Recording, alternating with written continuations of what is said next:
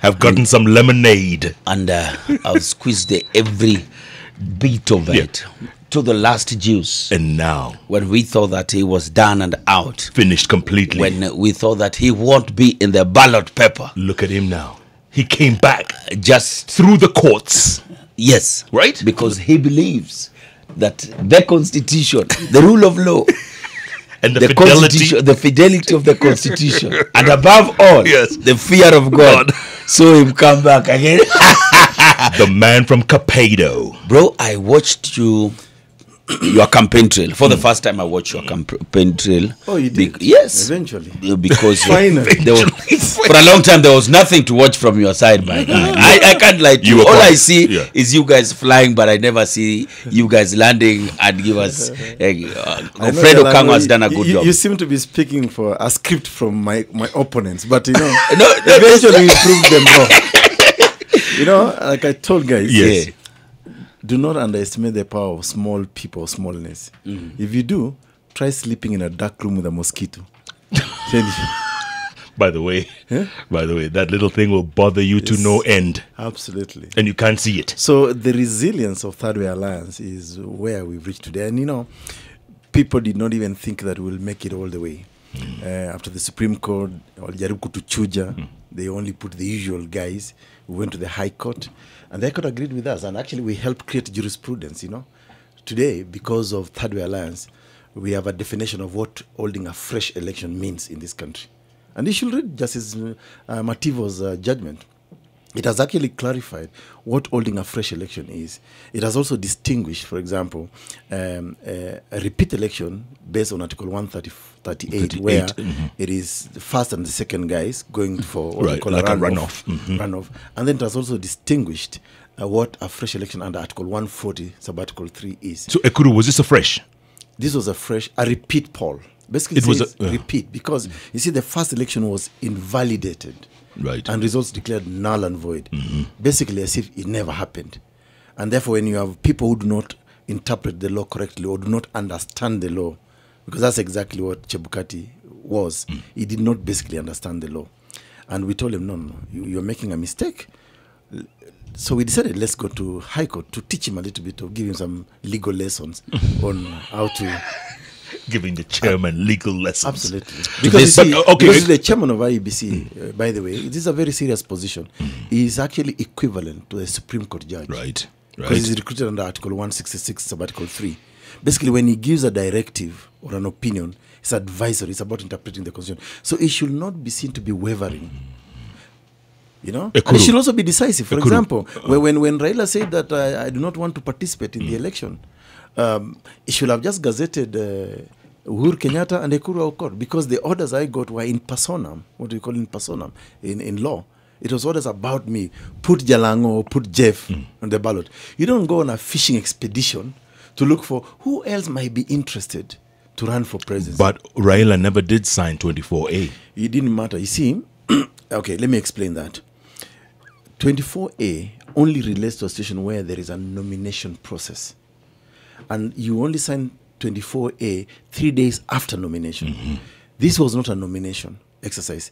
And if you go by the obiter dicta of 2013, which is basically the Raila case against Uhuru in 2013, the judges also, I think it must be in paragraph 292 or 93 thereabout, say in a repeat poll, parties who participated in the first election may choose. So there's a discretionary power on the parties to participate again or not to participate. Now, Raila chose not to participate and even wrote a letter, which he actually, by the way, displayed to the public and to the world as having been received by IEBC. So IEBC needs to be decisive. And by the way, these people, they did a fairly good job in this repeated poll, but they are not explaining themselves. For example, I went to vote in Capado Girls Primary in Turkana, and the Kim's kit could not identify me because I don't know what was the problem with my fingerprints, but they had an alternative way of identifying a voter. Right. That same kit actually could scan your ID and then to bring out the detail. Have you ever had IBC explain that to people, that you don't have to worry? When you go there and the Kim's kit fail, there's an alternative way. They don't explain themselves. And this is partly what has contributed to people not trusting IEBC or seeing them as being weak. So the PR is wanting. The PR is wanting, and I think you guys need to help them. Wow. Yeah. Listen, when Dr. Rosalind Akombe absconded, if you will, when she fled, did this throw a spanner in the works? Did it affect the legitimacy? No, not at all. Remember, Jeff, the Constitution is very clear. A constitutional commission requires at least 3 commissioners. At least 3. Even if 3 or 4 of them three of them could have resigned, so long as you still had a threshold of 3 commissioners, they could actually determine the results. And by the way, there is an article in the Constitution, must be Article 138, I think 3, which talks about that IEBC should tally and declare the results. It doesn't even say returning officer. So I didn't understand why the hula baloo was about whether Chebukati resigned or, his deputy. We took care of that because we are looking at an institution, not an individual. And, in this country of ours where people get so easily compromised, or maybe are aligned to tribe, people can jump ship like Akombe did. Yeah. And for me, I thought that was very irresponsible, to be honest with you. And I think eventually she's been proven wrong. She thought that this election was going to collapse because of, I think she had a bit of some false sense of entitlement and big-headedness about herself. Yeah. And for me, I thought that was very irresponsible of a leader to leave a country or to create an impression just at the nick of time that you leave. And by the secondly, the other thing, and I have nothing against people who have dual citizenship, I think in the future, really, we should consider keenly giving such sensitive positions to people who can easily run to their other country and leave Kenyans, just like that. Yeah. I think for me that was, but our resignation doesn't really affect the legitimacy of the process, because legitimacy of the process is about, is it held within the Constitution, in the processes and all those kind of things. Yeah. Okay. It looks like NASA obviously will not go to court on their own because their candidate was not part of it, right? But others can go, and others have started. Omtata Okia, right? No, we've already been served as last night. Correct. With a petition. Is that Okia's? That's Okia Omtata. Correct. Yeah. And that will be heard on the 10th, right? That's past 7 days. When President Ruru could possibly be, will have probably been sworn in or something like that. Yes. Yeah. Because within 7 days is when you must file. Oh, no, actually, maybe not. I think he has filed it within 7 days. I don't know. He must have filed it last night, right? So the question really for me as a lawyer is whether that is really a presidential election petition to begin with, as opposed to just a mere petition, because there are conditions that you must meet for a presidential election petition. For example, you must deposit some 500,000 Kenya shillings at the Supreme Court. And for us as a party, I know because we have been sued, we've been defending some frivolous and vexatious petitions in the last almost all month, about 11 of them. And my instructions are very clear to my lawyer, Elias Mutuma, is that we must actually bring an application to secure costs, because it's increasingly becoming expensive. Yeah. Some of these fellows, I don't know who is sponsoring them, but we will. I know he's a sidekick of somebody, for sure. He can't possibly be doing all these things. I mean, because the guy doesn't seem like he sleeps, He files this suit this morning. Yeah. Afternoon, there's another one. In the evening, there's another one. Right. I mean, he's a frivolous litigator, basically. Yeah. Will this go anywhere, Ekuru? I doubt. To be honest with you, I doubt. I mean, and I also think the truth of the matter is, even judiciary as human beings, you get tired about certain things. I do believe that it will go nowhere. I mean, I glanced at it quickly yesterday through it, and I think it has no merit at all. What about the 3 people who had filed a petition before the election? Remember when there was no quorum? Yeah. Will that still be heard in this period, or that one has been overtaken by events, because the gist of it was to stop the election of 26 October. So I think it is water under the bridge. I'm sure they'll probably resurrect through Omtata's case right now and other cases. Yeah. Are you expecting more? I think I am. I mean, knowing how litigious Kenya is and the individuals in this country, yes, we are enjoying too many freedoms, yeah, which is a good thing. Sure. So same constitution, you yourself participated in, right? You were the chairman of experts. It was the chairman. Correct. I was the CEO. The CEO. Yeah. My goodness. Okay, so 4 counties or 25 constituencies did not vote. Will that hold any water? No, or was that explained the properly? total vote, I mean, like Chairman Chebukati, I think, explained, is about what? 1 point something 1 million? point something, yeah. 1 point something million. So even if you give them 200%, let them vote like 200%. They'll still not get make the a threshold. Yeah. So it doesn't really matter. And already there is precedent established that even irregularities, if they are not material enough to overturn an outcome of a result, it will not really matter. So I think this election is as good as done. It's a done deal. And I'm thinking that as a country, this is some of the factors that we took into consideration as a party, whether actually to participate in it or not. We took time to speak to members of the business community, for example. I hope it's the right business community. No, not the Nairobi ones. Okay. Not the ones that lied to you guys. But the real business community. I'm really talking about people, by the way, whose business has gone down. Yeah. I'm talking about lawyers. I'm talking about bankers. I'm talking about traders. I mean, even when we did our run around in the last 10 days, and we went to a couple of counties, and people will tell you, "But tumechoka. When can you guys stop this? We are suffering."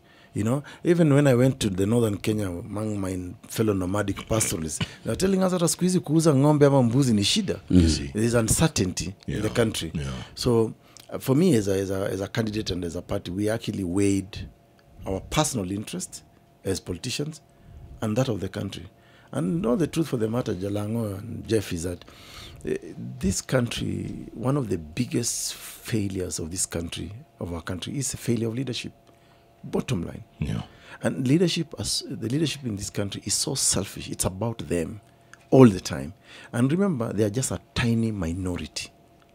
If you compare the leaders we have in Kenya right now, maximum of about 400 elected whatever leaders, compared to 45 million Kenyans. So we are a tiny minority, yet we are holding the country hostage. And remember, Kenya is strategically placed. So even countries in the region, East and Central Africa, for example, rely a lot on Kenya. So our stability as a country is absolutely important. Even for Kenyans who do business cross-border, Uganda, Tanzania, South Sudan, Ethiopia, everybody wants to see a stable Kenya. 3 weeks ago, I had clients who had come all the way from South Korea, and they wanted to actually build what they call ubiquitous cities, smart cities. So I asked them, why are you interested in Kenya? They tell me, no, Kenya is still the best country to invest in, despite your political bickering. But it could do better if there was really less political or no political bickering at all.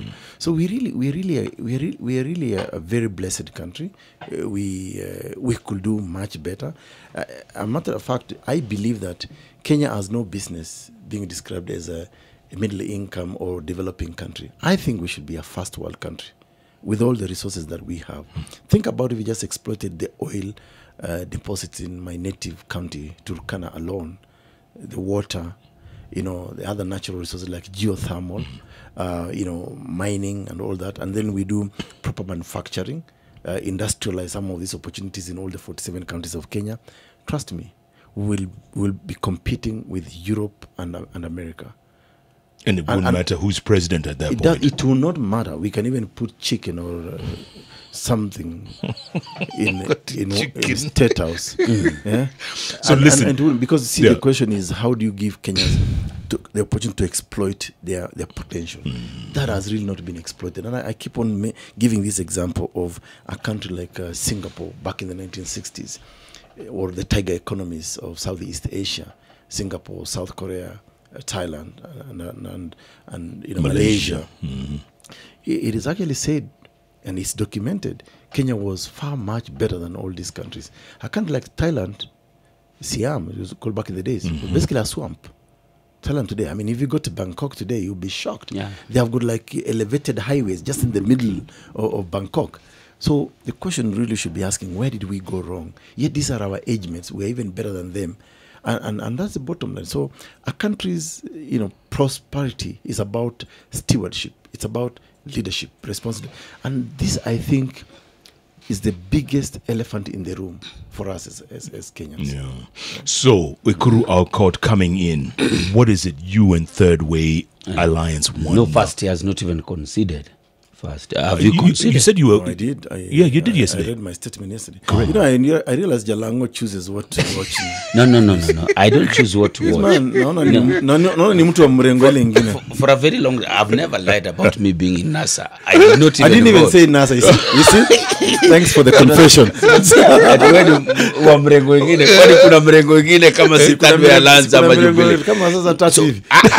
Now you see the best part of it. Thanks for confessing. I did not vote. Jeff voted, but we're here working together. Why didn't you vote? I just didn't vote because Baba didn't say I should vote. Let me be that. So finally, he's confirming you to Baba. Baba said we should not vote. So I did not. And you stayed home. I stayed home. Did you vote?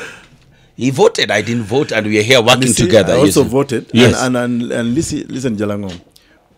First of all, you're becoming very negligent to your duties, constitutional duties.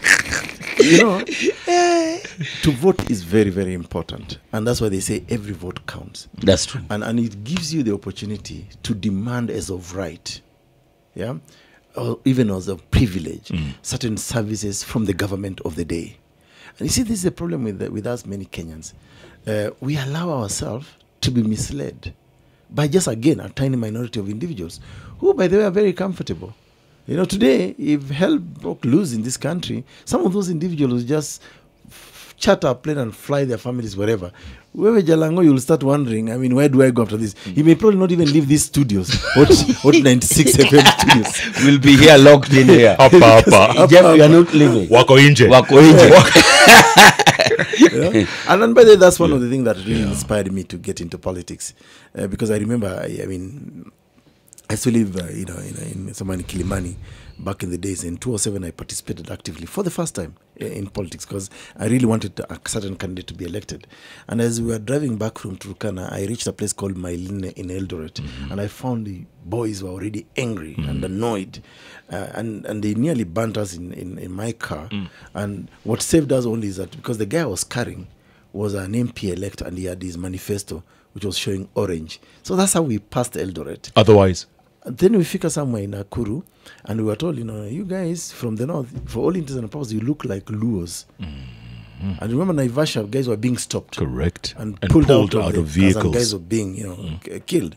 So we said, we can't risk going through Naivasha. So we stayed the night. That time I remember, I was, my partner, Karanja Kabage, was in the law firm. Yeah. So I called Karanja Kabage. I told him, Mr. KK, I'll be leaving in Ekuru about 5 a.m. in the morning. Should anything happen around Naivasha, please keep your phone on and maybe you could rescue me. And then we come back to eventually, thanks God, nothing happened on the way. So we arrive into Nairobi. We go to my place in Kilimani. And my MP elect then lived on the other side of Nairobi West. He couldn't go to his place because Ngong Road was bad, up to Kilimani Primary was bad. So a guy lived in my SQ for like 2 weeks. MP elect. I'm telling you. And then, that's not even the whole story. Then we started looking at the refrigerator. And we noticed that we are actually running out of food. So you drive your fancy car, live in some leafy suburb, but you cannot go. We could not go to Prestige to shop, Nakumatt Junction, Yaya Center, because there was, there were problems. Yeah. So that's when it occurred to me, wait a minute, how do we fix this country's leadership so that it doesn't matter? I've been to countries where elections are going on and people go about their life like nothing is happening. Yeah. Yeah. And this is where we really need to, this is a conversation we need to have as a country. Absolutely. Look at that, Germany. There was a marathon in the morning in Berlin. And there was an election. Same day. Can you imagine? 60 million people voted. Yeah. And they counted in one day manually. Yes. And by evening, somebody is declared. Done. Yeah. Next day was work. Theresa May. Yes. No, Angela. Angela Merkel. Back in. Back in. Nobody said the thing. Yes. Boom. Absolutely. Here. Yeah. First of all, we give ourselves 7 days within which to declare the results, and then we worry about it from this, from that, and each day the businesses you were talking about yes. are losing. Oh yeah, I mean, I'm in the legal profession and I run a legal consultancy. Things are not good, my friend. No, things are bad. I know like 3 of my colleagues who have closed offices. It's really bad, and if we don't go back to normalcy, really.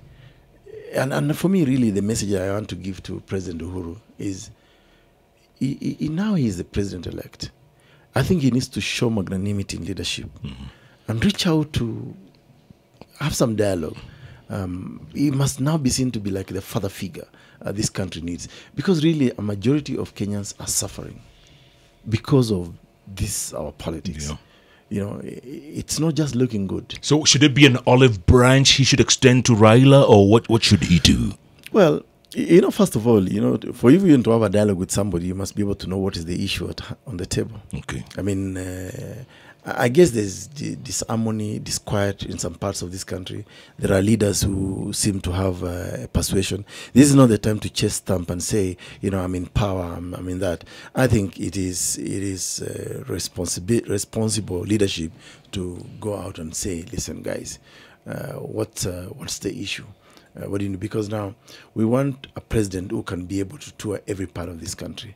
We don't want to see a president that cannot go, for example, to Kisumu, Siaya, Migori, and Akombe. And but surprisingly, I saw some people in Kisumu actually voted, and President would even beat me in Kisumu. Everybody beat you everywhere. No, not everybody. Be fair. You are beaten everywhere. Yeah, except Capedo. Oh, maybe. Maybe the most surprising thing is that even when Baba said I'm not participating, he still beat me.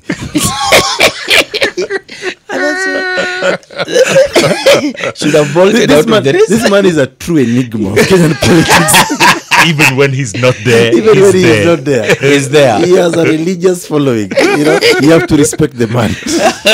So I asked you the question earlier. What happens to Ekuru Aukot? You called yourself the official opposition leader. Well, the two. I mean, listen, Jeff. You may remember or recall when we were doing the presidential debate.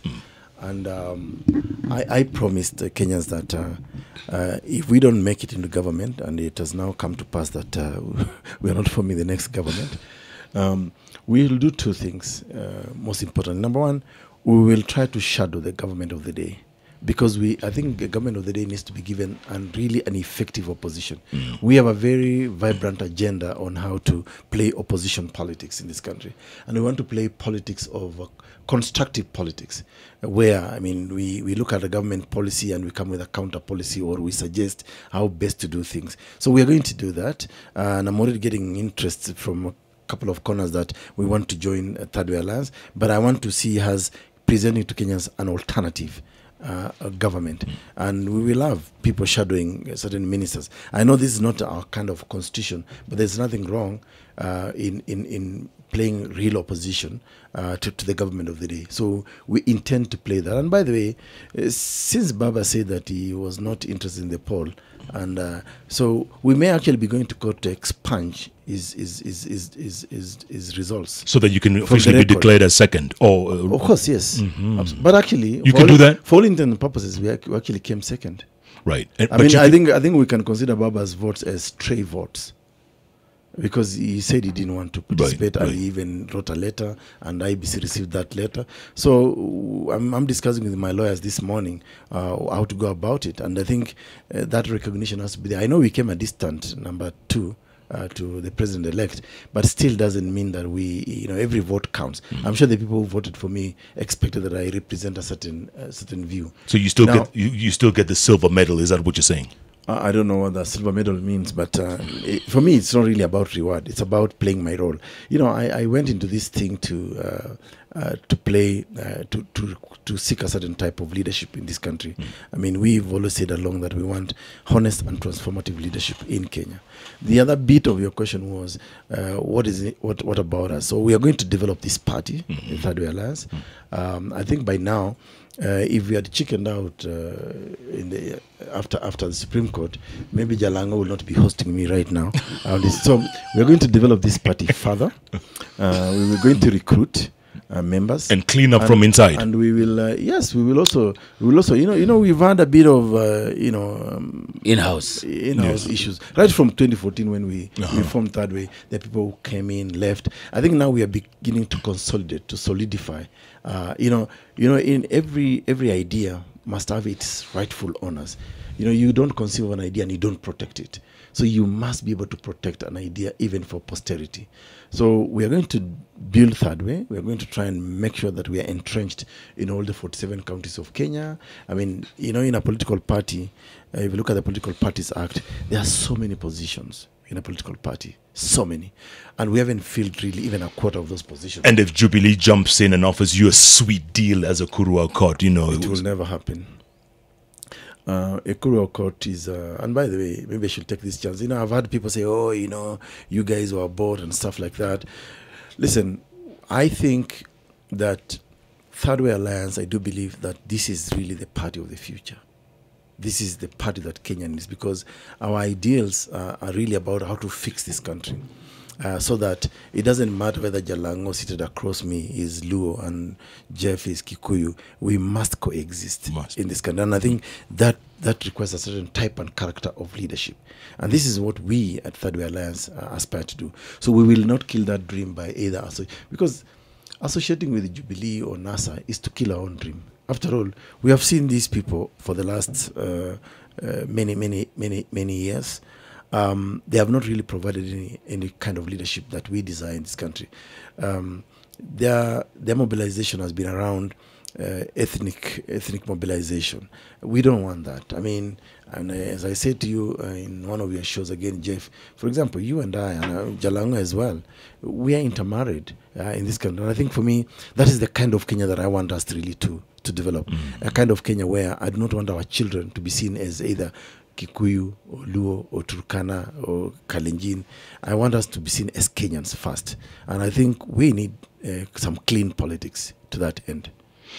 Wow. That's the Third Way Alliance presidential candidate for first runner-up in the just concluded election. There's no longer candidature, so it's a party leader now.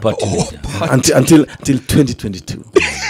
When you hold nominations, and then we'll see. Yes. Are you going to run in 2022? Absolutely. I will. And we are going to build around, unless of course my party decides otherwise, or somebody else better than me comes along. But we will definitely. So what are you saying? Are you saying, did you enjoy this? And maybe enjoy is not a good word, because it's tough. I mean, it is very tough. Campaign is tough. It is very experiential. It's a very good experience to get to talk to Kenyans, get to hear what they're. And let me tell you, politics gives you a chance to actually know your country, even know the psyche of the people.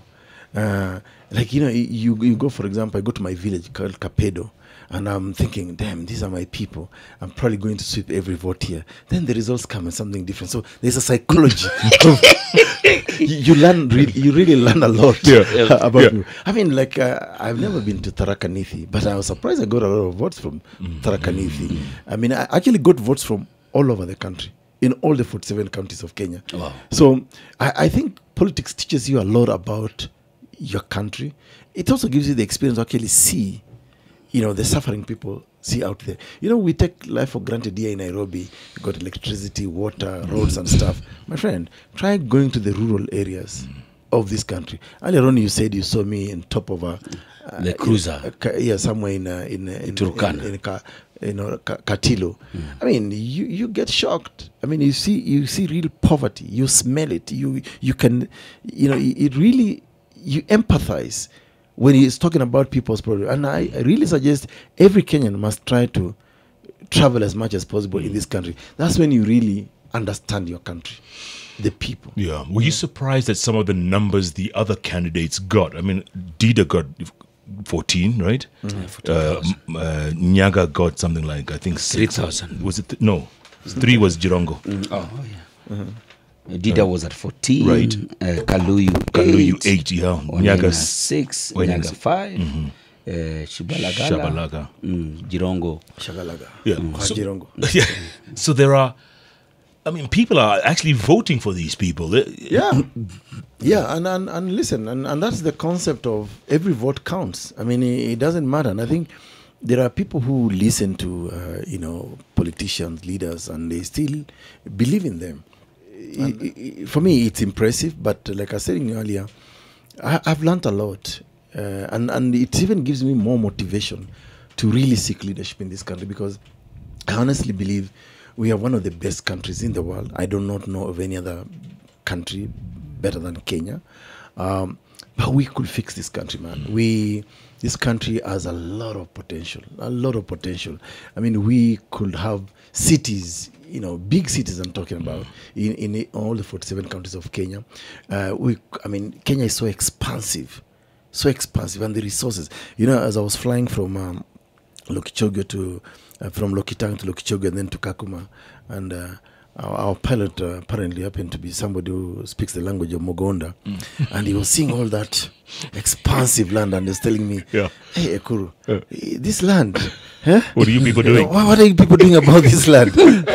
and he was really surprised we are doing nothing with that land. And then as we were flying back to Nairobi from Gilgil to Naivasha, and he sees those big farms. He said to me, boss, why don't you guys do farming? This country could be the food basket. So I was telling him, you can come and claim those lands, but you could meet some friendly fire. People there walking, the AK-47 is a walking stick. and there's never any idle land among pastors and nomadic communities. But I believe we really must change, because really, with the kind of land that we have in Kenya, the resources, the water, we really must be food secure first.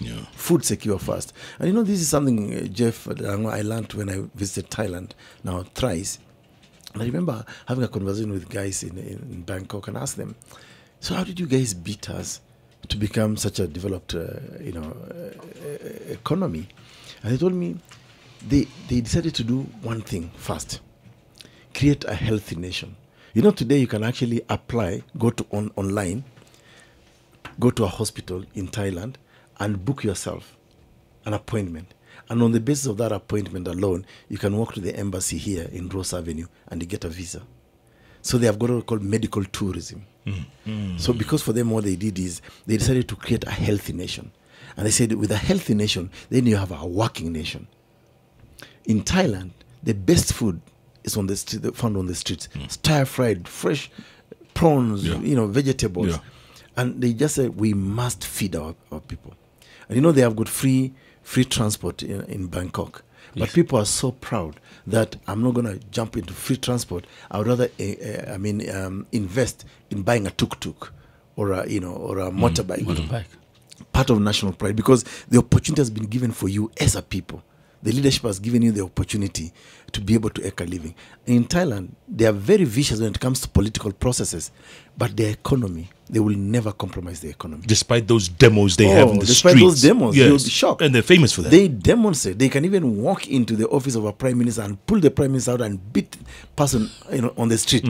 But they will never destroy their economy. And they love their king. So for me, I think that's where we really must take Kenya.